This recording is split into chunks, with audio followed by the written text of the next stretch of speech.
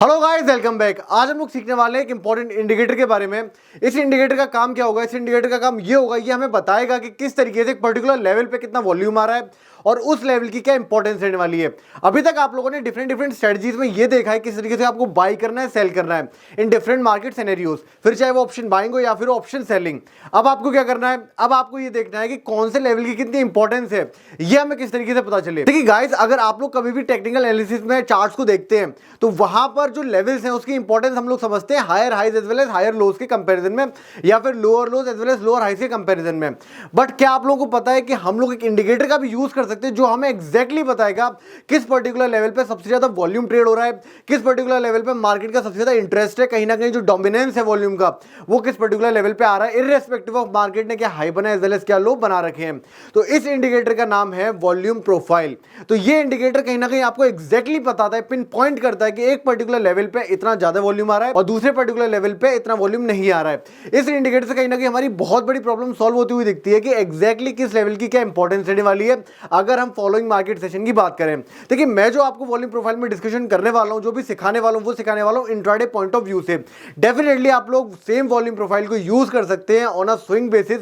वहां पर आप लोगों को ऑप्शन मिल जाता है कि आप एक पर्टिकुलर टाइम फ्रेम यूज करिए चार्ट्स के ऊपर और उसके हिसाब से जो वॉल्यूम आ रहे हैं वो आपको दिखते हुए मिलेंगे चार्ट्स पर। यहां पर जो मैं वॉल्यूम प्रोफाइल इंडिकेटर्स यूज करूंगा वो मैं यूज करूंगा सेशन का वॉल्यूम प्रोफाइल। तो इस केस में क्या होने वाला है? इस केस में हम लोग जो प्रीवियस मार्केट सेशन है, प्रीवियस इंट्राडे मार्केट सेशन है, वहां पर हम लोग वॉल्यूम प्रोफाइल डिपिक्ट करेंगे। उसके बाद जो भी इंपॉर्टेंट लेवल्स निकल के आएंगे उसको लेके हम लोग ऑब्जर्व करेंगे कि नेक्स्ट फॉलोइंग सेशन में किस तरीके से मार्केट बिहेव करता है उस पर्टिकुलर लेवल के आसपास। वहां पर हम लोग कहीं ना कहीं अपनी एनालिसिस को यूज करेंगे और उससे जो भी रिजल्ट्स आएंगे उससे हम लोग ट्रेडिंग डिसीजन लेते हुए दिखेंगे। तो चलिए फटाफट से मैं आपको समझाता हूं कि एग्जैक्टली वॉल्यूम प्रोफाइलिंग क्या होती है और किस तरीके से आपको वॉल्यूम प्रोफाइल यूज करना है अपनी स्ट्रेटजीज में। देखिए, मैंने ऑलरेडी यहां पर एक वॉल्यूम प्रोफाइल का इंडिकेटर लगा रखा है। आपको वॉल्यूम प्रोफाइल का इंडिकेटर इस तरीके से लगता हुआ दिखेगा चार्ट्स के ऊपर। तो यहां पर हम लोग एक पर्टिकुलर प्राइस सेक्शन चूज कर लेंगे किसी भी एक पर्टिकुलर डे का। तो वहां पर जब हम लोग वॉल्यूम प्रोफाइल लगाएंगे उस पर्टिकुलर सेशन के लिए तो इस तरीके से कहीं ना कहीं आपको वो शो होता हुआ दिखेगा। तो इसमें जो भी वॉल्यूम की इंटेंसिटी है वो हमें पता चलती है हिस्टोग्राम से। तो ये जो आपको बार्स दिख रहे हैं ब्लू येलो के, तो ये कहीं ना कहीं हिस्टोग्राम है जो हमें बता रहा है किस पर्टिकुलर लेवल पे कितने देर इंटेंसिटी के साथ वॉल्यूम आ रहा है। इसके अलावा जो यहाँ पे डार्क रेड लाइन आपको ऑब्जर्व हो रही है, ये आपको बता रही है पॉइंट ऑफ कंट्रोल क्या है पूरे वॉल्यूम प्रोफाइल में। तो देखिए, यहां पर आपको दो तीन चीजें समझ लेनी है।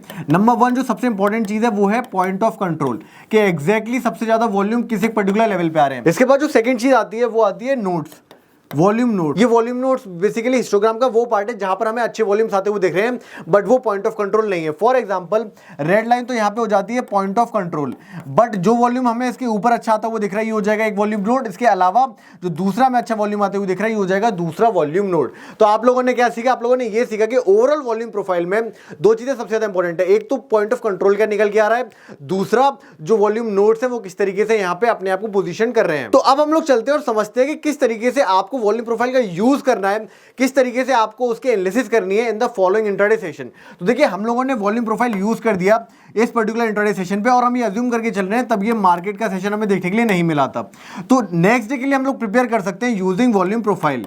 इस तरीके से आप लोगों को ये पता चलता है कि जो वॉल्यूम प्रोफाइल है वो कहीं ना कहीं एक लीडिंग इंडिकेटर है। क्या है? एक लीडिंग इंडिकेटर है जो हमें आने वाले सेशन के लिए ऑलरेडी बता के रखता है कि कौन से लेवल इंपॉर्टेंट होने वाले हैं।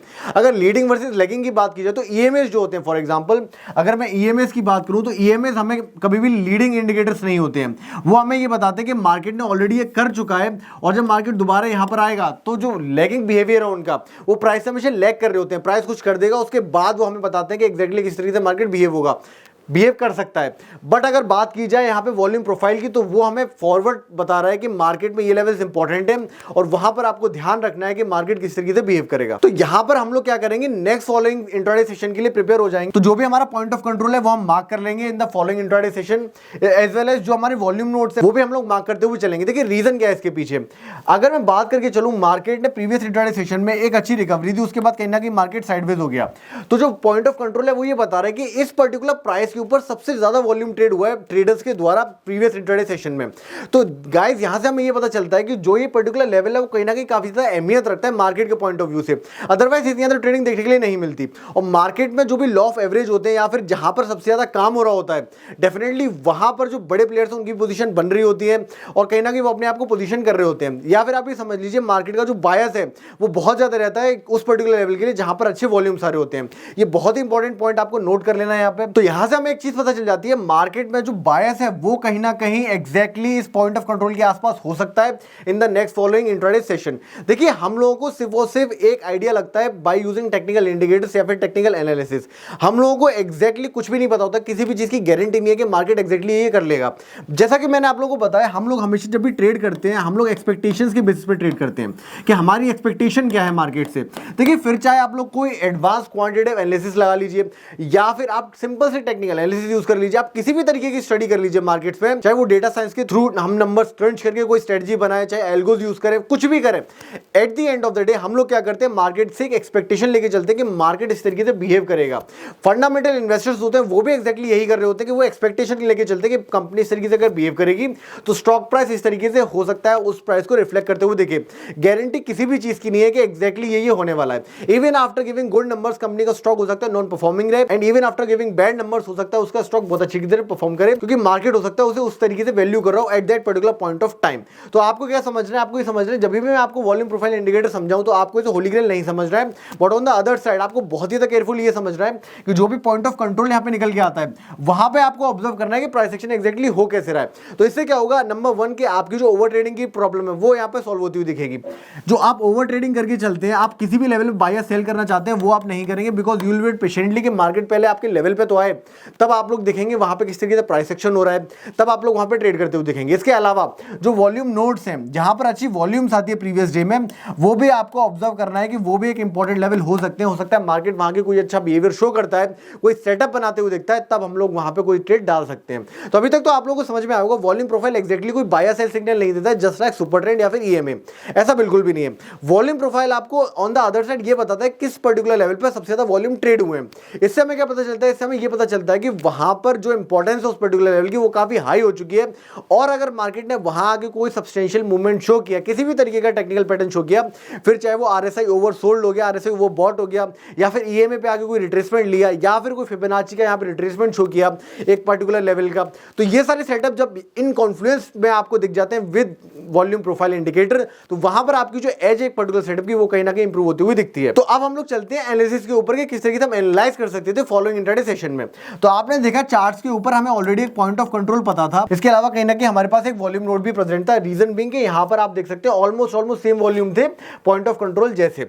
तो आपने दो इंपॉर्टेंट लेवल मार्क कर लिए। अब मार्केट जो नेक्स्ट जो ओपन हुआ वो कहीं ना कहीं गैप अप ओपन हुआ, तो देखिए हमें कुछ भी नहीं करना है, हमें वेट करना है कि पहले मार्केट हमारे पॉइंट ऑफ कंट्रोल के आसपास आए, then we are going to understand कि मार्केट किस तरीके से बिहेव कर रहा है। कई लोग ये बोलेंगे कि देखिए पॉइंट ऑफ कंट्रोल से ऊपर गैप अप ओपन हुआ है, आप बाय कर लीजिए, और कई लोग बोलेंगे पॉइंट ऑफ कंट्रोल से नीचे अगर गैप डाउन हुआ है तो आप सेल कर दीजिए। ये भी कई लोगों की स्ट्रेटजी होती है, बट मेरे हिसाब से ये it's not a right strategy. Reason being कि जब पॉइंट ऑफ कंट्रोल से मार्केट ऊपर या नीचे जा रहा है, तो हो सकता है वहां पे प्रॉफिट बुकिंग का सिनेरियो आ जाए, तो आपको बेफालतू में अपने स्टॉप लॉसेस क्यों देने हैं। आप पेशेंटली वेट करिए कि आपके पास ना बहुत सारी स्ट्रेटजीज एक्यूमुलेट हो गई हैं।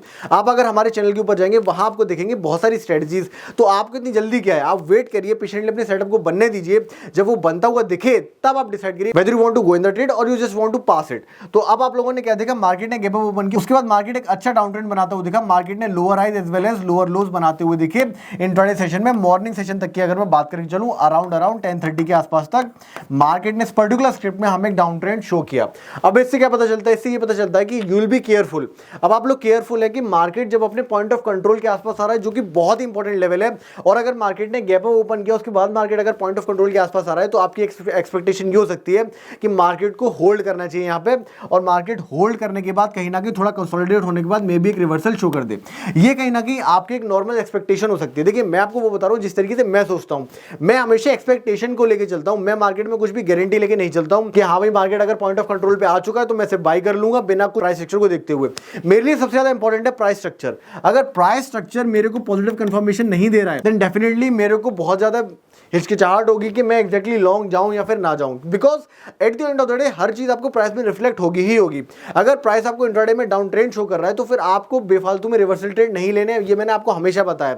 अगर आपको रिवर्सल ट्रेड लेने भी है, अगेंस्ट द ट्रेंड आपको रिवर्सल ट्रेड लेने हैं, तभी भी आपको ये देखना है कि मार्केट में जो ऑनगोइंग ट्रेंड है वो वीक होना चाहिए, वहां पे डीप रिट्रेसमेंट आने चाहिए। अगर वहां पे डीप रिट्रेसमेंट नहीं आ रहे हैं, वहां पे शैलो रिट्रेसमेंट आ रहे हैं, उस केस में भी आपको रिवर्सल ट्रेड कहीं ना कहीं अवॉइड ही करने हैं। तो अगर मार्केट यहाँ पे एक अच्छा डाउन ट्रेंड का मूव देके आपके पॉइंट ऑफ कंट्रोल को कहीं ना कहीं यहाँ पे अटैक करता है, बियर्स कहीं ना कहीं आपके पॉइंट ऑफ कंट्रोल को अटैक करते हैं जो प्रीवियस डे में कहीं ना कहीं होल्ड हुआ था। अब आप लोग क्या करेंगे, वेट करेंगे और आपकी एक्सपेक्टेशन थोड़ी सी इस तरीके से बदलेगी कि मार्केट ने इतना अच्छा डाउन ट्रेंड दिया है जब हमारे पॉइंट ऑफ कंट्रोल के आसपास आया है, तो मे भी ऐसा हो सकता है कि आज अपने पॉइंट ऑफ कंट्रोल को मार्केट होल्ड ना करे। And because point of control is a very major reason, बहुत ही इंपॉर्टेंट रीजन है ये, मार्केट अगर इसे ब्रेक करेगा तो हमें एक शार्प सेलिंग ऑब्जर्व होते हुए दिख सकती है। तो जब आप लोग इस तरीके से सोचना स्टार्ट कर देंगे कि मे भी ऐसा हो सकता है, मे भी वैसा हो सकता है, तब आप लोग कहीं ना कहीं प्रोफेशनल ट्रेडिंग की दुनिया में एंटर कर चुके हैं। जब तक आप लोग ये बोलेंगे मुझे गारंटी लगता है यही होगा, मुझे गारंटी लगता है वो होगा, तब आप लोग कहीं ना कहीं अभी भी आपको सीखने की बहुत ज्यादा जरूरत है, बहुत ज्यादा प्रैक्टिस आपको करने की जरूरत है। तो अगर मार्केट आपके पॉइंट ऑफ कंट्रोल के आसपास आया और बहुत ही क्लैरिटी के साथ मार्केट ने lower low and lower high के स्ट्रक्चर बना रखे थे, अब आप लोगों की जो स्ट्रेटजी है वो थोड़ी सी चेंज हो जाएगी। Now you want to short at point of control. अब आप लोग देखेंगे कि प्राइस जब यहाँ पे ब्रेकडाउन देगा पॉइंट ऑफ कंट्रोल का, तब आप लोग शॉर्ट करेंगे और आपकी जो स्टॉप लॉस होने वाली है वो होने वाली है हमेशा की तरह, मेरी हर स्ट्रेटजी में बहुत ही सिंपल सा स्टॉप लॉस रहता है, वो रहता है nearest swing high and swing low, और जो टारगेट रहता है वो भी nearest swing high swing low रहता है। कहीं ना कहीं आपको क्लियर डिफाइंड स्ट्रक्चर वे में ट्रेडिंग करने के लिए अलाउ करता है। तो आप देखेंगे मार्केट ने इस पर्टिकुलर कैंडल पे आपका जो पॉइंट ऑफ कंट्रोल है उसका ब्रेकडाउन दे दिया था, जो क्लोजिंग है कैंडल की वो पॉइंट ऑफ कंट्रोल के नीचे आ गई। At this very point of time आप लोगों के पास कंफर्मेशन भी आ चुका है कि मार्केट ने पॉइंट ऑफ कंट्रोल को ब्रेकडाउन कर दिया 5 मिनट्स कैंडल टाइम फ्रेम पे। अब आप लोग यहाँ पे अपने शॉर्ट्स को इनिशिएट करना स्टार्ट कर सकते हैं, फिर चाहे 50% क्वांटिटी ले लीजिए या फिर आप पूरी क्वांटिटी के साथ भी जा सकते हैं। रिस्क मैनेजमेंट में तो सिंपल सा है कि आपको 2% से ज्यादा रिस्क नहीं करना है अपने नेट पोर्टफोलियो पर, एंड इनफैक्ट अगर आपको वो भी ज्यादा लग रहा है तो 1% के साथ भी जा सकते हैं। अब आप लोग पूछेंगे सर आप किस तरीके से बिहेव करते हैं? देखिए मैं क्या करता, मैं ना 1% के साथ जाता, मैं 2% का भी रिस्क नहीं लेना चाहता यहाँ पे, क्योंकि मुझे पता है कि अगर पॉइंट ऑफ कंट्रोल को मार्केट ने होल्ड नहीं किया तो जो नेक्स्ट टारगेट सीधा आता हुआ दिखेगा वो आता हुआ दिखेगा जो प्रीवियस डे का लो है, वो जो प्रीवियस डे का लो है वो आता हुआ दिखेगा। क्योंकि मार्केट में तीन ही चीजें सबसे ज्यादा इंपॉर्टेंट है अगर प्रीवियस डे की बात की जाए। Number 1 is point of control, number 2 is जो डे हाई इसने बना रखा है, नंबर 3 जो मार्केट ने प्रीवियस डे का लो बना रखा है। अब मेरी एक्सपेक्टेशन शुरुआत में ये थी कि मार्केट जब गैप ओपन हुआ है और अगर वो सस्टेन करेगा पॉइंट ऑफ कंट्रोल पर तो मार्केट दोबारा से अपने करंट डे हाई को टेस्ट करेगा, या फिर करंट हाई को टेस्ट नहीं भी करेगा तो भी प्रीवियस डे हाई को तो टेस्ट करेगा। बट मार्केट ने ऐसा बिल्कुल भी नहीं किया। मार्केट ने क्या किया, एक परफेक्ट स्ट्रक्चर बनाया डाउन ट्रेंड का, उसके बाद मार्केट ने वीकनेस शो करना स्टार्ट कर दिया पॉइंट ऑफ कंट्रोल पे। तो मेरी एक्सपेक्टेशन चेंज हो गई। अब मैं क्या करूंगा, रिस्क लूंगा 1% का और पॉइंट ऑफ कंट्रोल पे शॉर्ट कर दूंगा। स्टॉप लॉस मेरा जो नियरेस्ट स्विंग हाई है ये मेरा कहीं ना कहीं स्टॉप लॉस हो जाएगा। इसके बाद जो टारगेट होगा वो मेरा प्रीवियस डे का लो रहने वाला है। तो अब आप लोग देख सकते हैं कितना शानदार आपको रिस्क रिवॉर्ड देखने के लिए मिला। आपका रिस्क यहाँ पे रहेगा कहीं ना कहीं 1 रुपए का, तो आपका रिवॉर्ड होगा कहीं ना कहीं 3 रुपए का। इस तरीके से आप ओवरऑल देखेंगे क्या शानदार मोमेंटम आपको कैप्चर हुआ सिर्फ और सिर्फ पॉइंट ऑफ कंट्रोल के ब्रेक होने पर। अब आप लोगों ने क्या देखा, आप लोगों ने ये देखा कि वॉल्यूम प्रोफाइल ने आपको ये बताया कि एग्जैक्टली कौन सा लेवल बहुत इंपॉर्टेंट था, because of the volume being traded at that particular level, high volume being traded. अब उसका जब ब्रेकडाउन हुआ तब आप लोगों को क्लैरिटी मिली कि अगर इतना इंपॉर्टेंट लेवल मार्केट होल्ड नहीं कर पा रहा है देन डेफिनेटली सेलिंग बहुत ही ज्यादा स्ट्रांग है। इस केस में हमें नंबर 1 क्या नहीं करना, हमें नंबर 1 बाइंग तो बिल्कुल भी नहीं करनी है। नंबर 2 क्योंकि हमें ब्रेकडाउन देखने के लिए मिला एक अच्छे बुलिश मोमेंटम, एक अच्छे बियरिश मोमेंटम कैंडल के साथ में, तो वहां पे हमने शॉर्ट्स इनिशिएट किए विद प्रॉपर रिस्क मैनेजमेंट। हमारा stop loss nearest swing high हो गया। इसके साथ ही साथ हमारा जो टारगेट था, टारगेट हमने रख दिया प्रीवियस डे लो का, तो वहां पे हमें एक अच्छा टारगेट अचीव होते हुए भी दिखा। कई लोग बोलेंगे सर इतना बड़ा टारगेट हमें होल्ड ही नहीं कर पाते हम लोग बिकॉज ऑफ इंट्राडे वॉलेटिलिटी, तो हम लोग क्या करेंगे उस केस में आप लोग क्या कर लीजिए, जो भी उससे पहले वाले स्विंग हाई, उससे पहले जो भी पिवट्स आपको मिल रहे हैं, जैसे यहां पर आपको एक प्रीवियस स्विंग लो मिल गया, आप इधर भी अपनी 50% क्वांटिटी एग्जिट कर सकते थे। इसके अलावा मार्केट ने यहां पे एक स्ट्रक्चर बनाया हुआ था क्योंकि मार्केट ने प्रीवियस रेजिस्टेंस को ब्रेक करके अच्छा फॉलो थ्रू दिया था, तो आप लोग यहां पर भी एग्जिट कर सकते हैं। तो ओवरऑल आपने देखा 1 2 3 1 से लेकर 3 एग्जिट पॉइंट्स आपको मिले, जिसमें आपका रिस्क रिवॉर्ड कहीं ना कहीं 1:1 था, 1:2 था, इसके अलावा 1:3 था। तो आप लोग यहां पे पूरी क्वांटिटी एग्जिट कर सकते हैं 1:1 पे, 1:2 पे, 1:3 पे, या फिर आप लोग अगर पोजीशन को मल्टीपल टाइम्स में एग्जिट करना चाहते हैं तो आप लोग 50% 1:1 पे एग्जिट कर लीजिए, 25% आप 1:2 पे कर लीजिए और 25% आप 1:3 पे कर लीजिए इस पर्टिकुलर ट्रेड में। अगर आपको इतना झंझट नहीं चाहिए तो जैसा कि मैंने आपको बताया प्रीवियस लो का आप टारगेट रख दीजिए और जो नियरेस्ट स्विंग हाई है उसका आप स्टॉप लॉस रख दीजिए, पेशेंटली वेट करिए, let the trade pan out, और अगर आप शांति से ट्रेड को पैन आउट होने देंगे तो डेफिनेटली आप अच्छे पैसे बनाएंगे। अब हम लोग बात कर लेते हैं कौन सा इंस्ट्रूमेंट हमें यूज करना चाहिए था इस पर्टिकुलर ट्रेड को ट्रेड करने के लिए। क्या हमें इक्विटी में जाना चाहिए था, फ्यूचर्स में जाना चाहिए था या फिर हमें ऑप्शंस में जाना चाहिए था। देखिए अब मैंने यहाँ पे जो चार्ट ले रखा है वो ले रखा है टाटा मोटर्स का। तो टाटा मोटर्स में हमारे पास लिबर्टी है कि क्योंकि एफएनओ का स्टॉक है तो वहां पे हम ऑप्शन भी बाई कर सकते हैं, ऑप्शन सेल भी कर सकते हैं, फ्यूचर्स बाई कर सकते हैं, सेल कर सकते हैं, एज वेल एज सिक्योरिटी में भी ट्रेड कर सकते हैं। क्योंकि हम लोग यहाँ पे इंटरडे सेशन देख रहे हैं तो मैं आपको सजेस्ट करूंगा, क्योंकि टाटा मोटर्स का चार्ट यहाँ पे कहीं ना कहीं फेयरली लिक्विड होता है ऑप्शन। देखिए स्टॉक ऑप्शन प्रॉब्लम है, 200 स्टॉक्स हमें एफएनओ सेगमेंट में देखने के लिए मिलते हैं, बट उसमें से मेजरली जो स्टॉक्स हैं वो लिक्विड है। अगर ऑप्शंस की बात की जाए तो उस केस में आपकी जो टॉप 25 से 50 स्टॉक्स है उसमें तो आपको लिक्विडिटी देखने के लिए ठीक ठाक मिल जाती है ऑप्शंस में, बट बाकी स्टेट्स में बिल्कुल भी देखने के लिए नहीं मिलती है। तो इस केस में आप लोग ये देख सकते हैं, अगर आपको लिक्विडिटी अच्छी देखने के लिए मिल रही है, जैसे कि टाटा मोटर्स में आपको अच्छी लिक्विडिटी देखने के लिए मिलती है, अगर मैं ऑप्शन प्राइस की बात करूं तो वहां पर आप लोग ऑप्शन में एंट्री कर सकते हैं with a proper risk management. अगर यहां पर आप लोगों का प्रीमियम पे स्टॉप लॉस 10% का आ रहा है, क्योंकि हम लोग इंट्राडे में ट्रेड कर रहे हैं तो वहां पे गैप अप गैप डाउन की कोई भी ज्यादा समस्या नहीं है। अगर आपका प्रीमियम का स्टॉप लॉस 10% का आ रहा है तो वहां पर आप पोजीशन इस तरीके से करिए कि आपका ओवरऑल पोजीशन इस तरीके से बने कि अगर आपका लॉस होता है तो वो किस तरीके से रहे, 1% की रेंज में रहना चाहिए। तो ये सब अगर आपको और डिटेल में समझना है किस तरीके से पोजीशन साइजिंग करनी है, किस तरीके से रिस्क मैनेज करना है, तो आप प्रीवियस वीडियोस में जाके देख सकते हैं, वहां मैंने बहुत ज़्यादा डिटेल में समझाया हुआ है कि किस तरीके से आपको ये सारी चीज़ें करनी चाहिए। तो आई होप आप लोगों को समझ में आएगा। मल्टीपल तरीके से आप ट्रेड कर सकते थे, डायरेक्शनल ट्रेडिंग कर सकते थे। अब क्या ये पर्टिकुलर सेटअप है, क्या ये एग्जैक्टली इस तरीके से बिहेव करेगा? तो देखिए यहाँ पे मैंने आप लोगों को समझाया कि वॉल्यूम प्रोफाइल कोई सेटअप नहीं है।